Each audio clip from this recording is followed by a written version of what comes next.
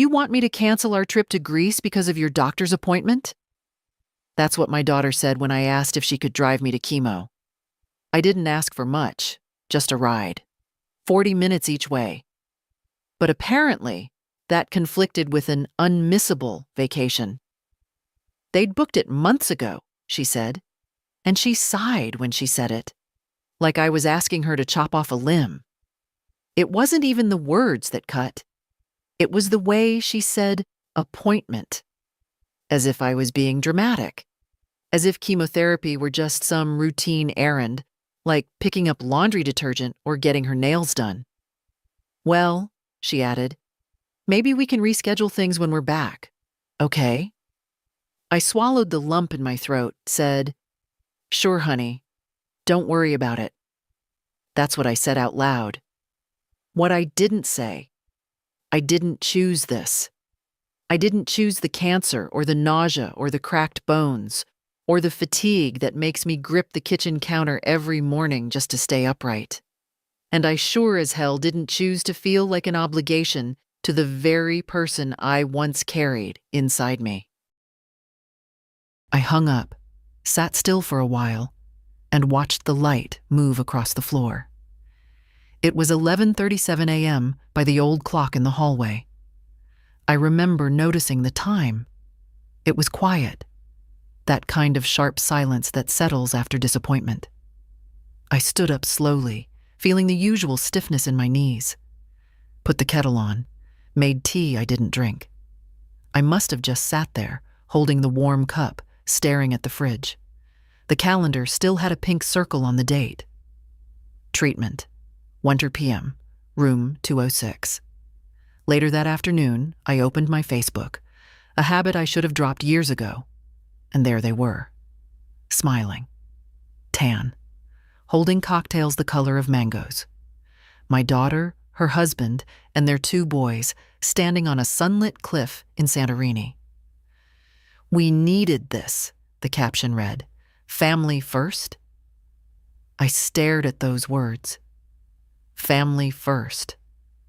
Until they stopped making sense. When did I stop being part of that word? That night, I didn't sleep. Not from the pain, not from the drugs, just from the heavy churn of thoughts. Every time I closed my eyes, I saw their smiles against the backdrop of whitewashed villas and blue roofs. Her sun hat tilted just so. My grandsons with their arms draped over her shoulders. I never blamed her for needing a break. But I did blame her for pretending. Just tell me the truth. Tell me you didn't want to deal with it. With me. With hospitals and the smell of disinfectant and the rattling sound I make when I'm too tired to sit up straight. That I could understand. But don't post pictures with hashtags about gratitude and then leave your mother alone in a waiting room. The next morning, I called the clinic myself, asked if they had any transport options. They did. A shuttle, twice a day. You had to wait in the cold sometimes, and the driver didn't always help you to the door. But it was better than nothing. Will you be coming alone? The nurse asked. I paused, then said, yes, I'll manage. She hesitated. You sure you don't want someone with you the first time? It helps. I smiled into the phone, though she couldn't see it. No, dear. I've been alone before. I didn't mention that I'd also delivered my daughter alone in a cramped county hospital room during a snowstorm in 1972, because her father had gotten stuck on the highway and missed it. I didn't mention that I'd raised her while working night shifts at the nursing home, drinking instant coffee and sewing her clothes by hand. I didn't mention that I once went without heat for a whole winter to pay for her braces. I didn't say any of that. I just confirmed the appointment and thanked the woman kindly.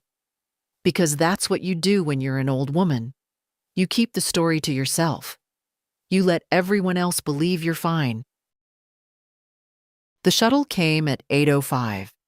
A battered white van with peeling decals and a driver who looked no older than my youngest grandson. He didn't say much, just glanced at my name on the clipboard and nodded toward the back seat. The step was high. I gripped the door handle with both hands and hoisted myself up, trying not to show how much it hurt. He didn't offer help. Not that I expected it. There were 3 others already inside. An older man with skin the color of wax, a woman knitting something blue without looking, and a young girl who stared at her phone like it was feeding her oxygen. None of us spoke. What was there to say? We all had our bags, our silence, and the weight of something we weren't allowed to complain about anymore. Cancer wasn't tragic these days. It was just a plot twist. Something to slap on a t-shirt with a ribbon and call awareness. The ride took 47 minutes. I know because I counted every turn. When we reached the clinic, the driver didn't even glance back.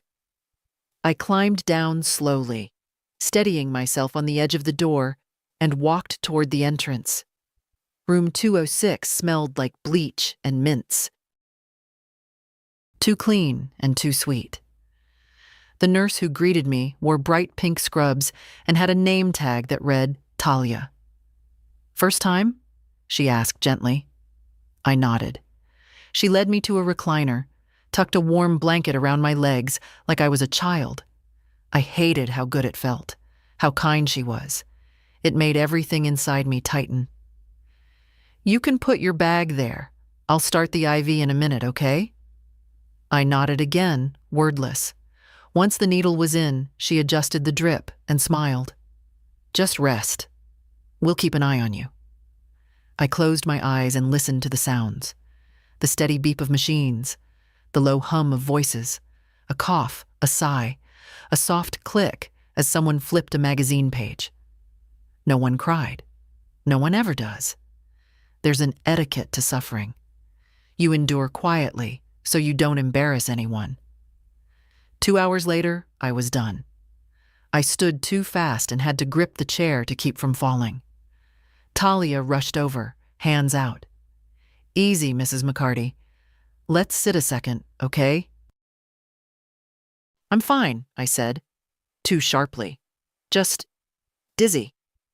She didn't argue, just sat beside me, handed me a cup of water. "You came alone?" "Yes." "Is someone picking you up?" "No." I looked away. "I'll wait for the shuttle." She hesitated, then nodded. "Okay, we'll make sure you're steady before you go." Kindness again. Too much of it. And I'd break. I sat in the waiting room afterward, sipping the water, watching the parking lot through the glass. SUVs and sedans pulled in and out. Spouses leaning on each other.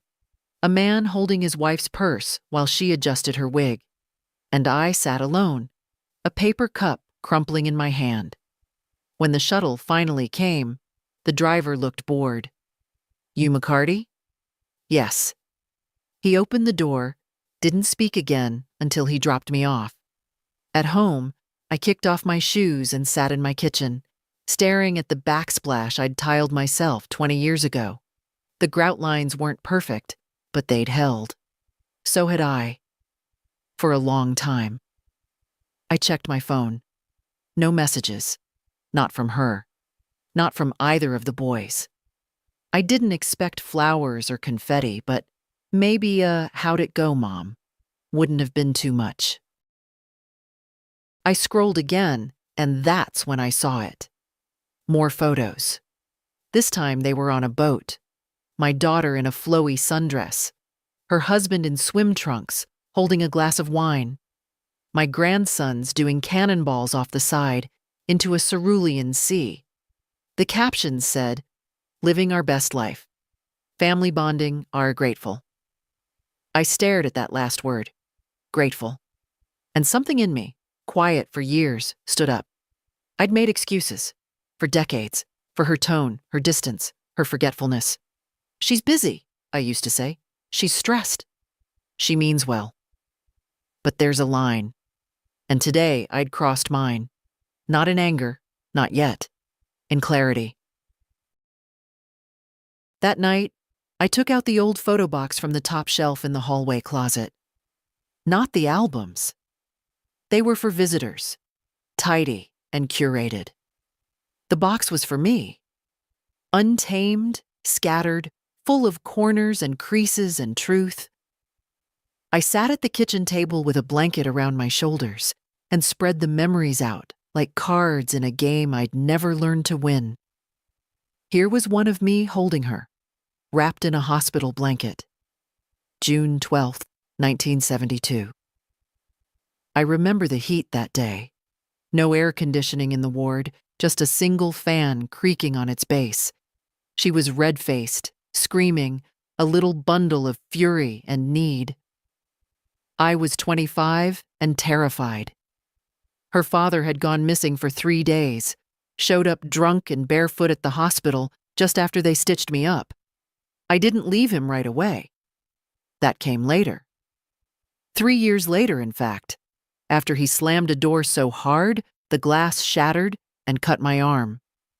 I packed a bag, picked her up, and left while he slept. There was a picture of our first apartment after that. Second floor, crooked porch, radiator that hissed like a snake.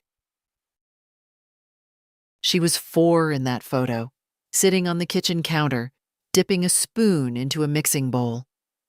We'd been making pancakes for dinner, not because it was fun, but because flour, eggs, and water were all we had. I remember her laughing, sticky batter on her chin. I remember working double shifts at the hospital, missing her school plays, coming home to find her asleep in front of the TV, clutching a blanket I'd crocheted out of leftover yarn. The next photo was her high school graduation. She was beaming, hair done up in curls. I stood beside her, a little heavier back then, in a thrift store dress I'd hemmed by hand. Her father didn't show up. I remember how tight her grip was on my arm as they called her name. Then came college. First acceptance letter, first dorm move-in, the goodbye hug that lasted too long. I cried the whole drive home. She didn't come back for Thanksgiving that year. Said she had papers to write. I believed her. I kept believing her. When she started her job in Boston and called once a month. When she met that man and didn't tell me until they'd already moved in together.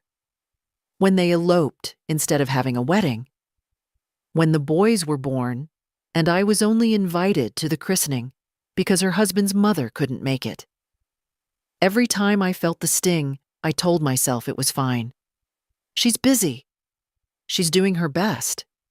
She doesn't mean to forget. But the truth was in these photos. Not just in who was present, but in who wasn't.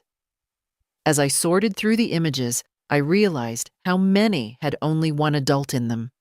Me. She was in the photos, but never behind the camera. I'd done this alone, not perfectly. God knows I made mistakes. I was impatient, stubborn, sometimes too tired to listen. But I'd shown up. Every damn time. And now? I couldn't even get a ride to chemo. Not because they were working. Not because of illness or emergency.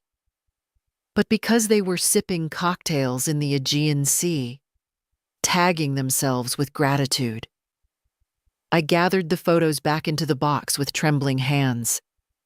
Not from sadness. From something older. Older than grief.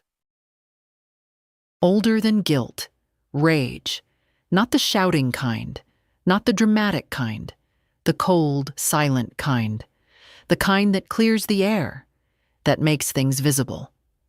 I made myself a sandwich I didn't finish, took 2 painkillers, went to bed and lay there in the dark, listening to the house breathe. This was the home I'd kept together through decades of storms. Now I had to decide what it was still worth, and for whom. The next morning, I had a follow-up with Dr. Elkins. I didn't want to go, not because I was scared of bad news, I already knew the news was bad. I didn't want to go because I didn't feel like pretending. Pretending to be hopeful, pretending to be grateful, pretending to be part of a system that wraps suffering in polite conversation and calls it resilience. But I went. Same shuttle, same driver, different passengers this time. An older couple holding hands, a man in a suit who looked too young and too healthy to be in that van. We all sat in silence. At the clinic, Dr. Elkins greeted me with his usual warm eyes and dry mouth. "Jeanette," he said, "thanks for coming in. We got the results from your last labs." I nodded, sat down. He clicked through the chart on his monitor. "The markers are holding steady. That's good. We'll continue with the same protocol for now." He paused, looked at me gently. "How are you managing with support? Do you have help getting to treatments?" The question caught me off guard. I opened my mouth to lie. It was habit by now. But something stopped me. "No," I said. "Not really." He turned his chair toward me. "Do you want me to arrange transport through the oncology social worker? There are options." I shook my head. "I'm managing, but thank you." Managing. That word again. It was the senior citizen version of fine. A soft word we use when we don't want to explain ourselves. He didn't push, just nodded, scribbled something, then said, "You know, the first few treatments are the hardest. You'll feel it more before it gets better. I'd recommend keeping someone nearby for the next one, just in case." I smiled politely. "I'll consider it." He knew I wouldn't. Afterward, I went to the waiting room to sit for a minute before calling the shuttle again. That's when I saw her, Patricia, my neighbor from 3 doors down. She was sitting with her husband, Harold, who wore a cardigan even in summer and walked with a cane. Patricia spotted me first. "Jeanette?" "Oh, sweetheart. I didn't know you were coming here." I tried to hide the fatigue. "Second round today." She stood and hugged me. Soft, warm, lavender-scented. I hadn't realized how long it had been since someone had hugged me. "We're here for Harold's follow-up," she said. "Colon cancer. He's doing better, but the drive tires him." Her voice softened. "You come here alone?" I nodded. "You shouldn't," she said firmly. "That's not right." I didn't answer.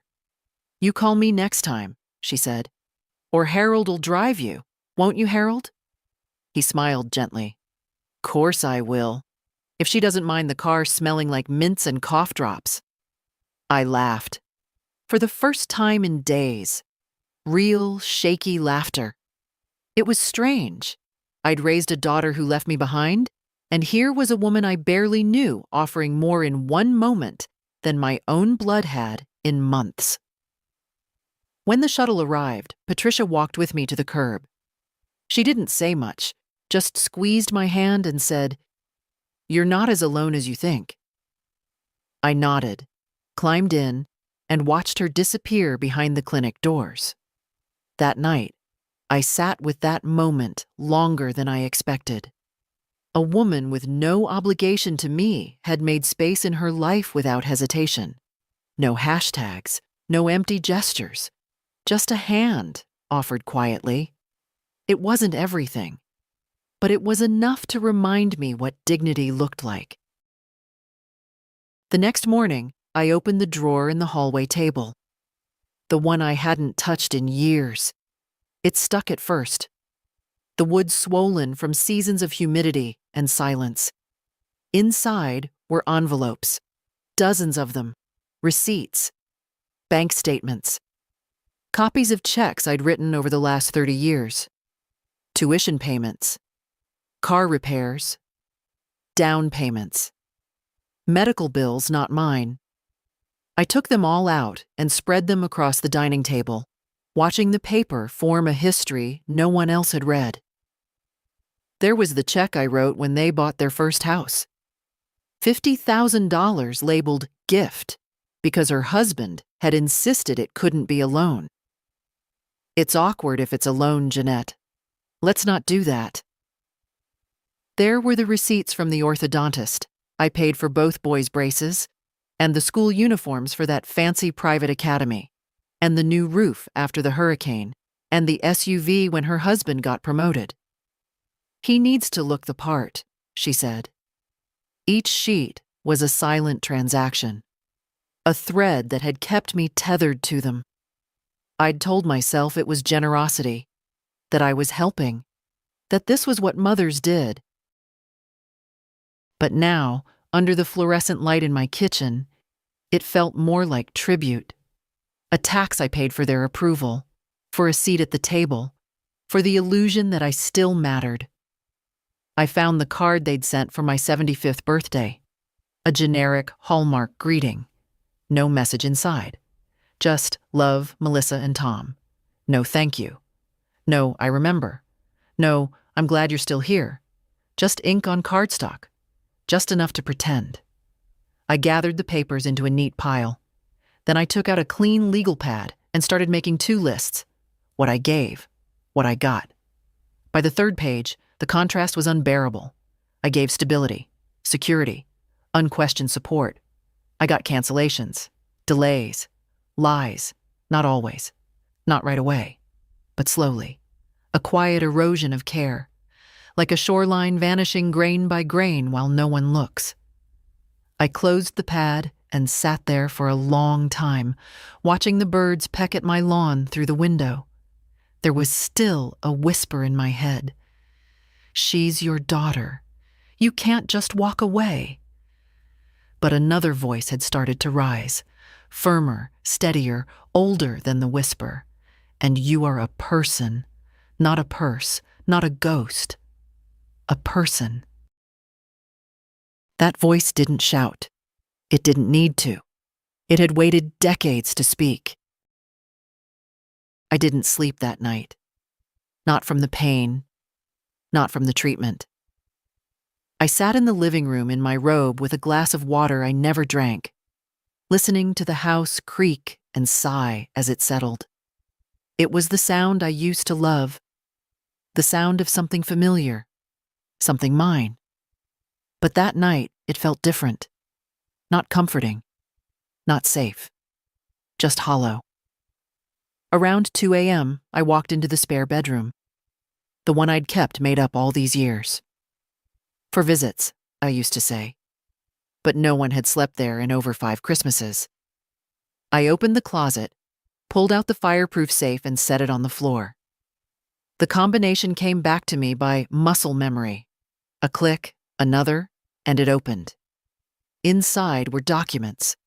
The deed to the house, the will, the power of attorney I'd signed 5 years ago, giving my daughter full control over my medical and financial affairs if anything were to happen. I'd signed it because she insisted. Mom, it's just a formality. Everyone our age does this for their parents. I believed her. But now, looking at that paper, I saw it for what it was. A silent surrender. A quiet erasure of my autonomy, signed in blue ink on a Thursday afternoon. I picked up the folder and set it on the kitchen counter. The next morning, I called my lawyer. Esther Greenwald, she answered. Her voice hadn't changed. Brisk, intelligent, no time for nonsense. Esther, it's Jeanette McCarty. I need to make some changes. She paused for half a breath. What kind of changes? All of them. By 11:30, I was in her office. She offered coffee. I declined. We sat across from each other like we had years ago when I'd first set up my estate. Back then, I'd been concerned with making things easy for my daughter, clear, simple. She deserves it, I'd said. Now, I wasn't so sure. I want to revoke the power of attorney, I said, immediately, and I want to update the will. Esther raised an eyebrow. That's a serious shift, Jeanette. What's happened? I didn't want to explain everything. I didn't want to relive it. But I offered her one sentence.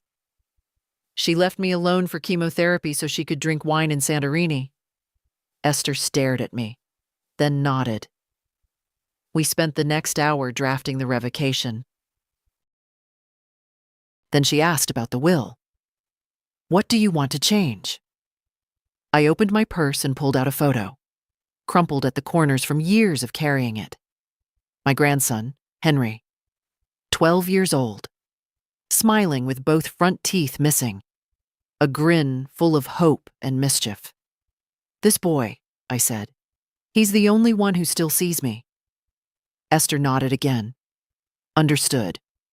I changed the will, set up a trust, removed my daughter's name from everything except one line. No inheritance shall be granted to the named individual Melissa Thomas, as per the testator's direct and personal decision. When I was done, Esther placed a hand on mine. Do you feel okay about this? I thought about it, then nodded. I feel like I just stood up, I said. The next morning I called Henry. I didn't want to sound dramatic, didn't want him to hear the tremor in my voice. I just wanted to hear his. Hi, Grandma, he answered on the second ring, his voice bright, out of breath like he'd just come in from running. Hi, sweetheart, I said. Hope I'm not interrupting.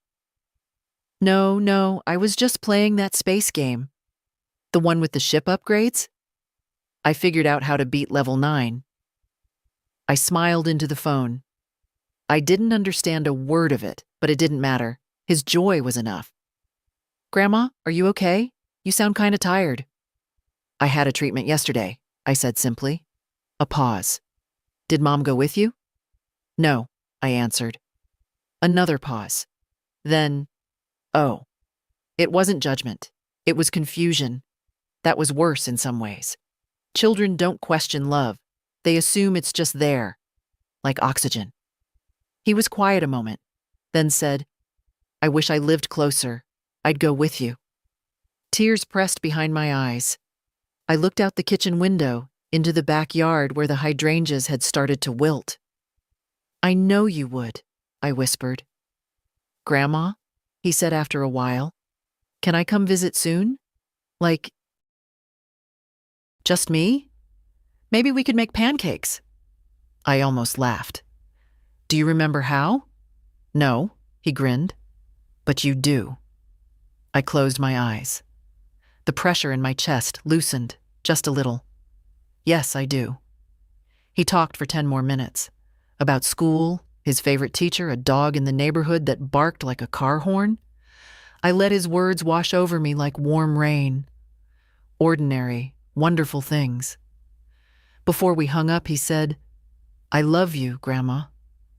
I told him I loved him too, more than he'd ever understand. After the call, I sat in the quiet house and let myself feel something I hadn't allowed in years. Hope. Not the naive kind. Not the desperate kind. The quiet, grounded kind that comes from knowing that not everything is lost. That afternoon, I pulled out a notebook and wrote a letter. Not to Melissa, not to the boys, to Henry. It began. My dearest Henry, if you're reading this someday, it means you were the light I held on to when everything else dimmed. You made me feel seen in a world that had learned to look past me. I wrote for pages, not bitterness, not regret, just truth and love. And stories he'd never heard, about how I met his grandfather, about the time I got fired from the hospital for refusing to lie to a patient, about the day he was born, and how I waited in the hall for hours just to hold him first. I sealed the letter and placed it in the envelope with the documents Esther had prepared. The trust, the instructions, the copy of the new will. Then I slid everything into the drawer next to my bed. It wasn't a grand gesture. There'd be no announcement, no confrontation. Just a quiet shift, a redirection of everything I had left to give. Henry had offered me 10 minutes of his day, and I gave him my legacy in return. Not out of guilt, not out of revenge, out of clarity and love. I sold the house 2 weeks later. No ceremony, no tears, just a listing, a walkthrough, and a closing date. The realtor was a soft-spoken man named Alton, who'd helped me refinance back in the early 2000s. When I called, he remembered me instantly. "Jeanette McCarty," he said, "the nurse with the neatest lawn on the block. Still got those white shutters?" "For a little while longer," I replied. He came by the next day. Walked through the rooms like someone visiting an old friend. He asked gentle questions. I gave simple answers. When we stood in the backyard, the one I'd mowed every Sunday, even when my knees ached, he looked at me carefully. "You sure about this?" I nodded. "I don't need a house this size. I need something simpler, something that doesn't echo so loud." He didn't press. Within 6 days, he had 3 offers, all over asking price. I picked the buyer who'd written a letter, a young family, 2 little girls and a dog named Rayson. They said they loved the way the afternoon light hit the porch, said it felt like a home with stories. They were right. When I signed the papers, I didn't cry. Not when I handed over the keys. Not when I walked through the empty kitchen one last time. Not even when I stood in the driveway and looked back at the front window where Melissa used to tape her drawings as a child. No tears, only breath, deep and steady. The money went into a new account, separate, quiet, tied to the trust for Henry. What was left I used to secure a spot at a quiet assisted living community called Alder Row. 1-bedroom units, private kitchenette, wide windows, and peace. I moved in with 3 suitcases and a carton of books. The manager, a cheerful woman named Gwen, showed me to my apartment herself. "It's small," she said, "but we've found most people like that. Feels manageable. Cozy." I looked around. Cream-colored walls, a soft chair by the window, a narrow bed with a firm mattress. It didn't feel like less. It felt like finally. By evening, I had unpacked the essentials. My kettle, my shawl, the photo of Henry from 2nd grade, the small ceramic owl Melissa made in art class when she was 7, still chipped at the base. I didn't hang much on the walls. I liked the clean space, the stillness.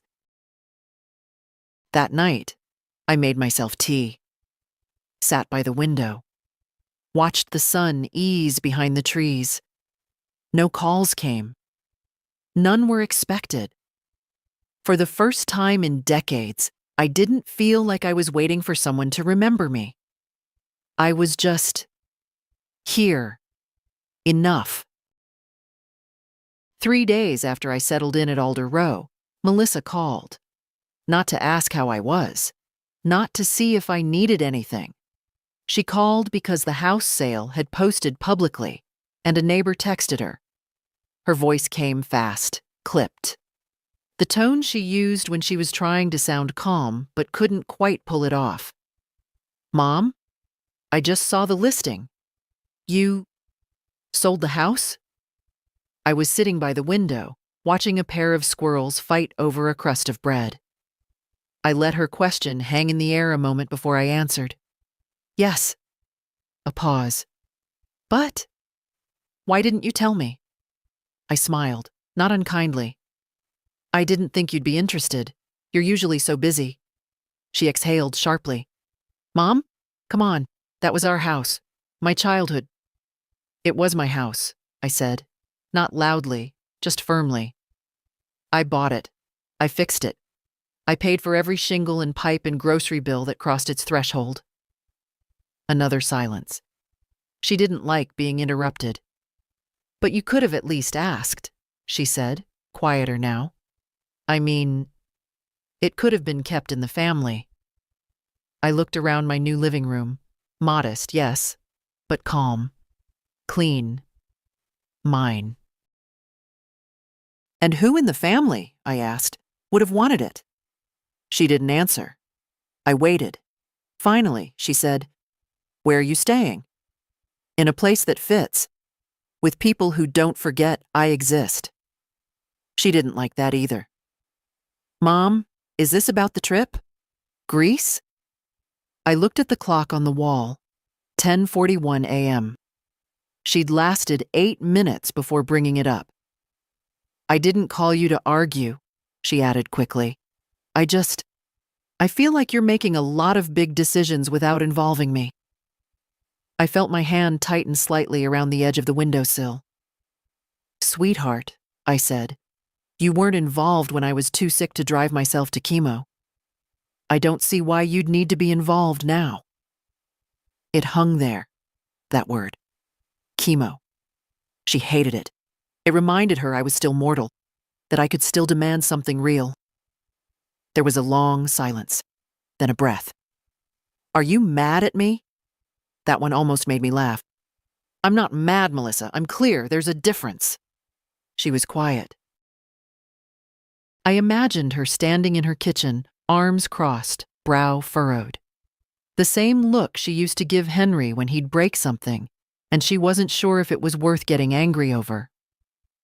"I just wish you'd said something," she said finally. "I didn't know things were that serious." And there it was, that accidental admission, that all this time she'd had no idea what was happening, because she hadn't asked. I didn't say anything. She cleared her throat. "So, are you okay at least? Where you are?" I looked around the room. Light. Quiet. A single orchid blooming on the windowsill. "I'm better than I've been in years," I said. And I meant it. We ended the call shortly after. No raised voices. No closure. Just a soft clicking silence as the line went dead. I sat with that silence for a long time. And for once it didn't feel empty. It felt like space. Room to breathe. Room to begin again. I began packing long before the moving truck came. Not things. I had little left that felt essential. But habits, thoughts, old rehearsed excuses.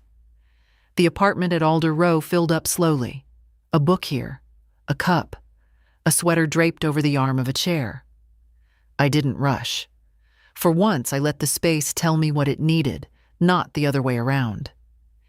Every morning I made tea, sat by the window, watched the light move across the floor like a silent guest. I'd never known how peaceful 9 a.m. could be when no one expected anything from you. I saw Gwen most mornings in the common room. Sometimes we exchanged a few words, sometimes just a nod. She never pressed, and I was grateful. There's a special kindness in people who know how to leave space around you. A week in, Henry called. "Grandma," he said, "Mom's kind of freaking out." I smirked at the ceiling. "Is she now?" "Yeah. She said you're not answering her texts, and that you changed your will or something. Is that true?" I didn't lie. "It is." Silence. Then, "Why?" I closed my eyes. Not because I didn't know how to answer, but because I wanted to answer right. "Because I needed to protect what mattered," I said. "And lately, Henry, that's been you." He didn't say anything at first. Then I heard him sniffle, just once. "I didn't do anything." "You didn't have to. You showed up. You called. You cared. That's more than anyone's done for me in a very long time." Another pause. "Are you mad at Mom?" I thought for a long moment. "No. I'm tired of waiting for her to be someone she never tried to be." "Grandma, I'm not telling you to pick sides," I added gently. "But I am telling you this. When someone shows you they don't value your time, your health, your presence, you have a right to walk away. He was quiet. Then, "Can I still come visit?" I laughed softly. "Of course, the guest chair is already broken in." He chuckled. "Good. I was worried I'd have to stand." We talked a little longer about school, his new math teacher, a girl who borrowed his notes and never returned them. I listened with the kind of attention I used to give patients in hospice. Full, still, present.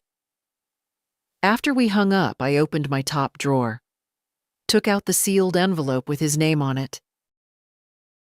I added a sticky note. Updated trust information inside. When you're old enough, open it. Love you. Then I closed the drawer. Later that day, I walked down to the mailbox. My knees protested, but I ignored them. The breeze was cool, the sky soft and unthreatening. The woman from 2B passed me on the sidewalk. She nodded. "How are you settling in?" "Like a tree that finally found the right soil," I said. She smiled. "That's a good feeling." It was. I no longer had a hallway full of forgotten birthdays. No more refrigerator magnets holding up photos of people who never called. No more waiting. I was somewhere new, somewhere small, but mine. And that, after everything, was enough. She showed up without warning. No call, no text, no announcement. Just her tall figure in a beige coat at the glass doors of Alder Rose lobby, her hand clenched around a designer purse like it held her dignity. Gwen knocked gently on my door. "Jeanette? There's a woman here. She says she's your daughter." I didn't react. Just placed my cup of tea down and stood. My heart wasn't racing. It didn't even stir. I was past that now. "Let her in," I said. Melissa entered with the awkward energy of someone used to controlling a room and unsure how to handle it when the room didn't respond. The door closed behind her. She glanced around, taking in the neat little apartment. The teacup, the blanket, the chair. I watched her catalog it all in her mind. She didn't sit.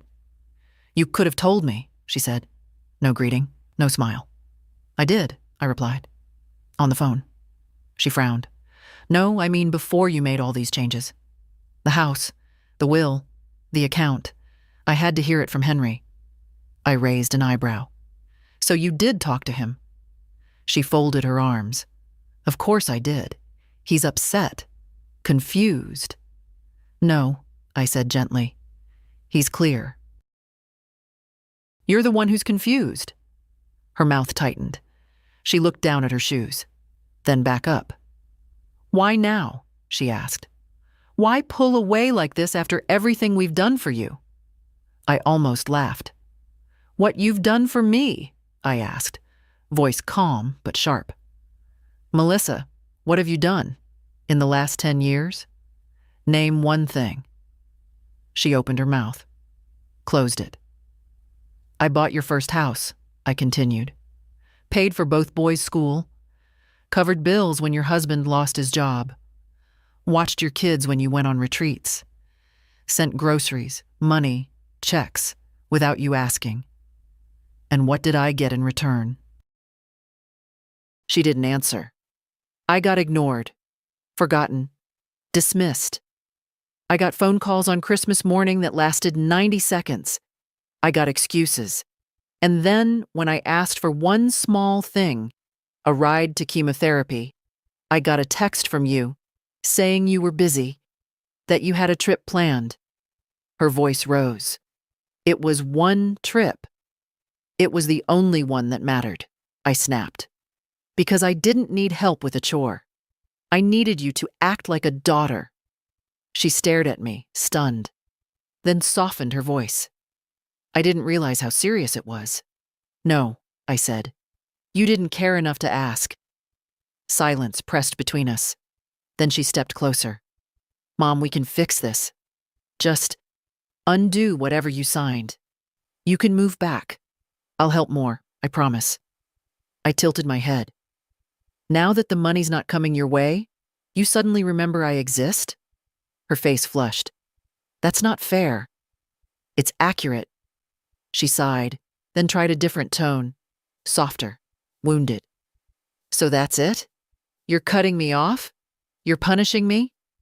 No, I said. I'm releasing myself. She blinked. From what? From being someone's backup plan. From being the invisible woman behind every check you cashed and every ride you didn't offer. From the lie I told myself. That love meant loyalty, no matter how little I got in return. Her lips parted. She looked younger all of a sudden. Lost. She whispered. I didn't think you'd ever really walk away. I didn't think you'd ever make me want to. That landed. She blinked hard, but didn't cry. I walked to the door. Opened it. Henry will always be welcome, I said. You'll have to decide if you want to be a part of someone's life without owning it. She stood frozen for a moment, then stepped into the hallway. I'll call you, she said. I didn't answer. I simply closed the door. And for the first time in my life, it didn't feel like I was closing it on family. It felt like I was opening it to myself. That night, I wrote a letter. Not one to send. Not for Henry. Not for Melissa. Not even for the lawyer. It was for me. I sat at the little desk by the window, the lamp casting a soft golden cone across the paper. My hands ached, the joints swollen from age and medicine. But I wrote anyway. Slowly. Intentionally. To the woman I used to be, I began. You tried. God, you tried. For decades you gave and gave, thinking that love was something you could earn, if only you sacrificed enough. You believed that being needed was the same as being valued, that keeping quiet was a kind of grace. The pen moved with steady rhythm, scratching truth into the page. You told yourself that disappointment was just part of the deal, that you were lucky, that other women had it worse, that Melissa meant well. But here's what I want you to know now. You were never a burden. You were never too much. You were just too convenient. I paused, looked up. The night beyond the glass was quiet. A single moth flitted near the porch light below. There is a price to silence, I wrote, and you paid it for too long. So I'm writing this now, not out of bitterness, but because you deserve the truth. It wasn't your fault. You were always enough.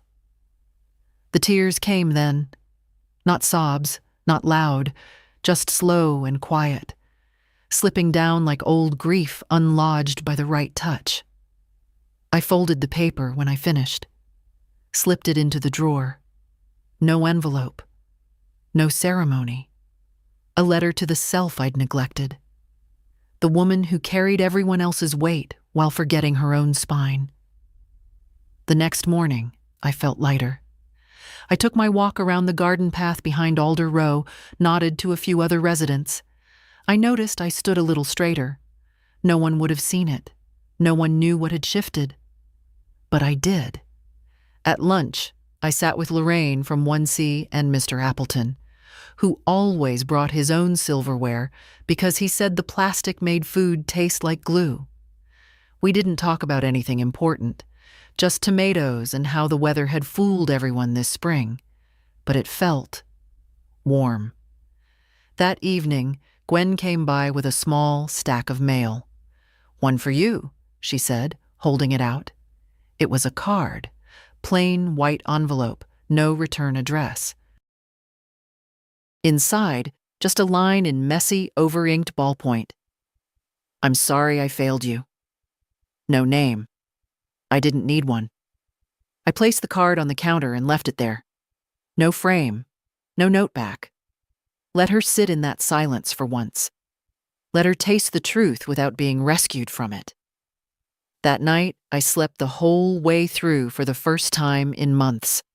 No pills, no tossing, just sleep. Clean and deep and earned. It was Henry who brought the cake. A Thursday afternoon, breezy and bright. I was in the middle of repotting my one stubborn geranium when I heard a knock. I opened the door and there he was. Taller than I remembered, shoulders broadening, a light dusting of sun across his nose, and in his hands, a bakery box tied with twine. "Happy no reason day," he grinned. I laughed. Really laughed. The kind that shakes your ribs a little and makes the back of your eyes warm. "What's the occasion?" I asked, stepping aside. "Nothing, or maybe everything," he said. "I just missed you." We sat in my little kitchen. I made tea. He cut generous slices of something chocolate and rich. We ate like we had no one watching, like the world could wait. He looked around. "I like it here. It suits you." "It does," I said. "It's quiet in all the right ways." "Mom said it's small," he added, sheepishly. "Your mother confuses space with meaning," I replied gently. He nodded, like he understood more than I gave him credit for. Maybe he did. We talked about school. He'd made the debate team. He had a teacher who used to be a journalist and now gave assignments that felt like real life. He told me he wanted to study political science, or maybe history. And I listened. Really listened. The way no one ever listens when you're 17 and just starting to say what you want. After a while, he leaned forward. Serious now. "Grandma," he said, "can I ask you something kind of personal?" I nodded. "Of course."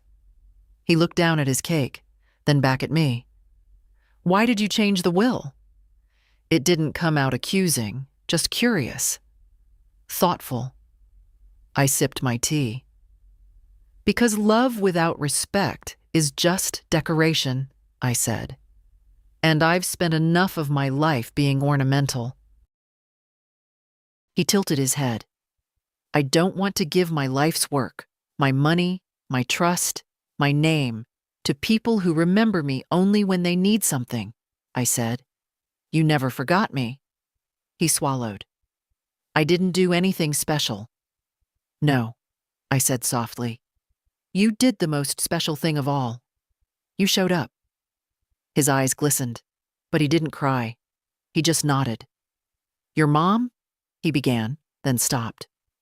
"You don't have to explain her," I interrupted. "You don't owe her that." "But I feel caught in the middle," he admitted. "She's angry.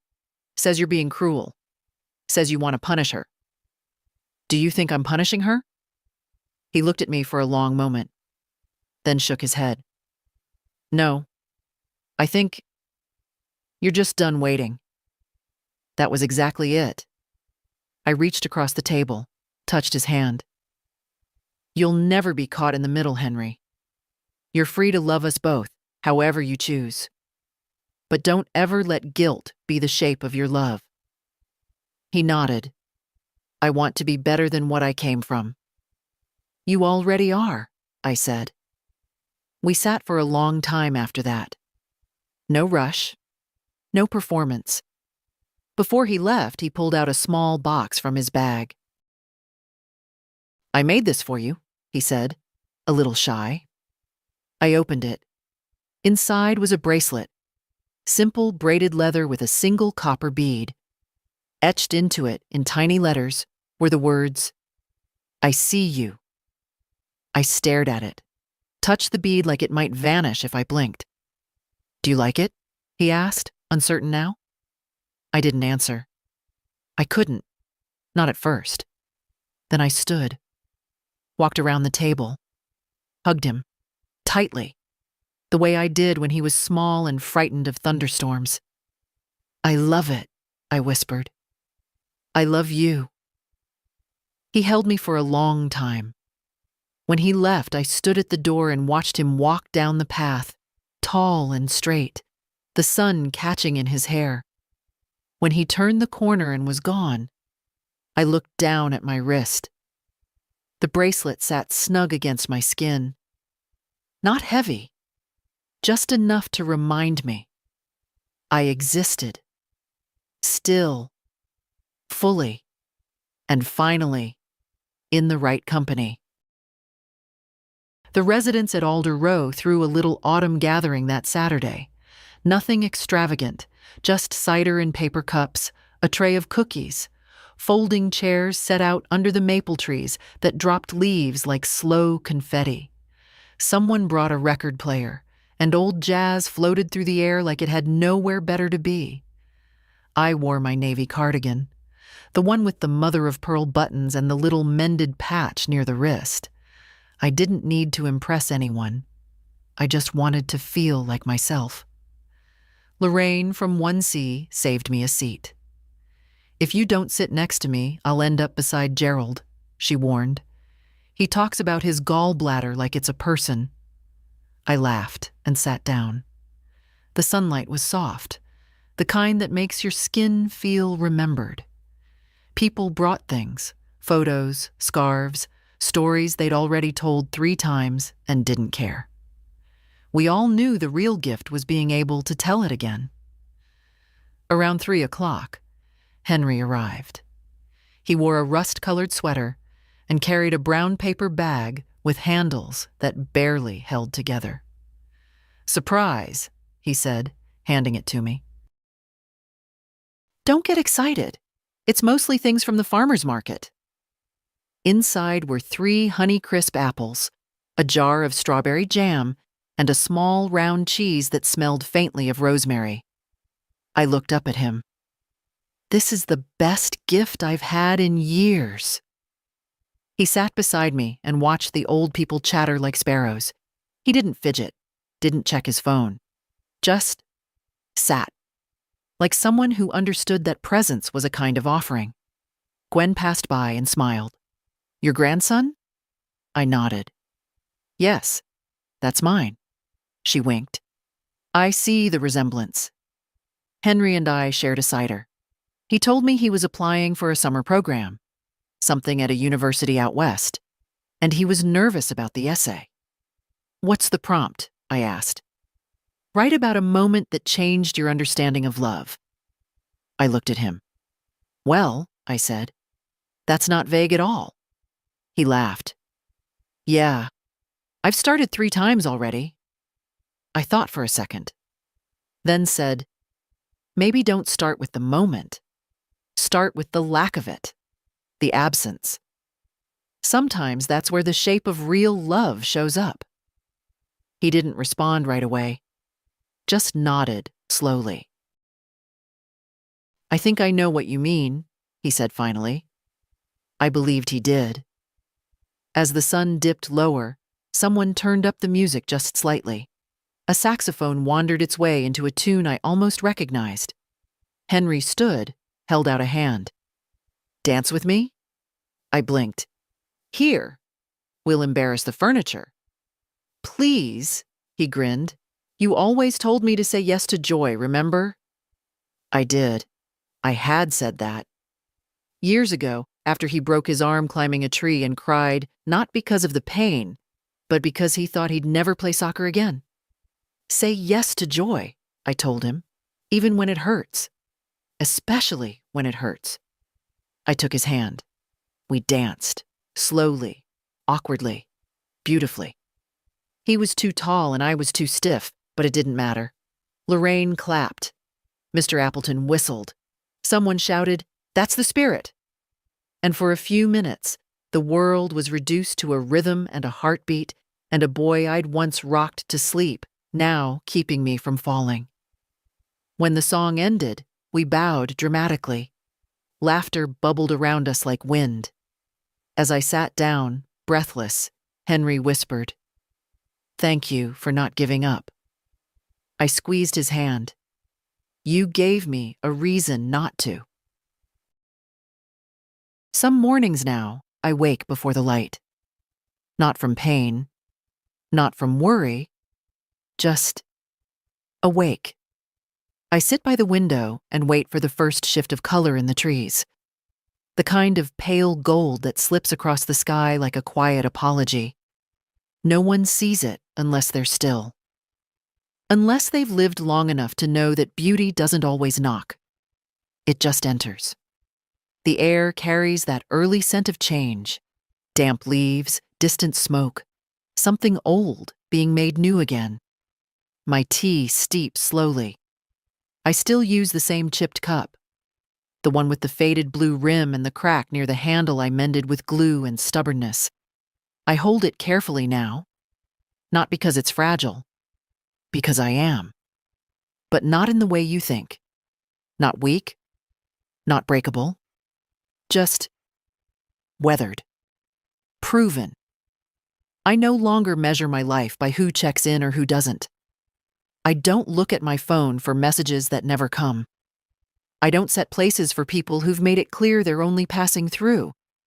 I set one place now. For me. Some days, Henry calls. Some days he doesn't. But when he does, it's never out of obligation. It's always real. I see the difference now between presence and performance. Melissa never called again after the letter. She hasn't visited. Not yet. And that's all right. Because I don't need an apology to close a chapter. Sometimes the clearest ending is silence. The manager at Alder Row asked if I'd help new residents settle in, show them around, share how I made the space feel like home. I said yes. Not because I'm healed, but because I'm healing. Slowly. Fully. On my own terms. I spend my afternoons reading, writing letters. Not always to people. Sometimes just to the air, to the girl I used to be, to the woman I became in her place. There's a quiet pride in choosing yourself after a lifetime of being chosen last. A gentle, private triumph in saying, enough, but never too late.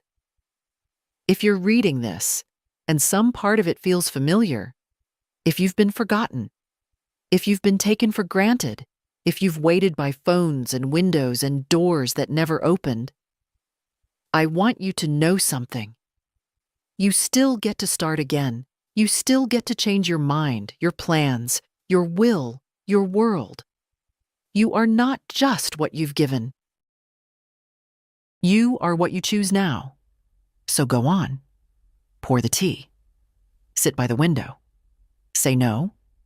Say yes. Say nothing at all if that's what peace sounds like to you. But please, if this story stirred something in you, if it reminded you of your own silence or your own rising, leave a comment. Say, I'm here. Say, I know. Say what you never got to say before. Not for me. For you. For the woman in you who still waits to be seen.